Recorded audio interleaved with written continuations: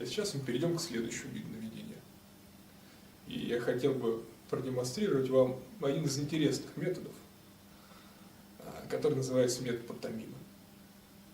При использовании метода пантомимы вы не используете речь для наведения транса, а будете использовать только свое невербальное поведение. При этом я не хочу обычно, чтобы клиент слишком быстро закрывал глаза, потому что таким образом он теряет контакт со мной визуально. И в методе пантомимы люди входят в транс с открытыми глазами. Одна из основ метода заключается в невербальном сопровождении человека. Я буду показывать своим выражением лица о том, чего я жду. Итак, метод пантомимы. Готов? Да. Ты хотел уже ему научиться? Да. Хочешь сейчас посмотреть? Да. Сейчас все, что я хотел бы от тебя. Я не буду говорить ничего почти. Но я попрошу внимательно наблюдать и выполнять команды, которые я буду давать жестами или мимикой. Хорошо?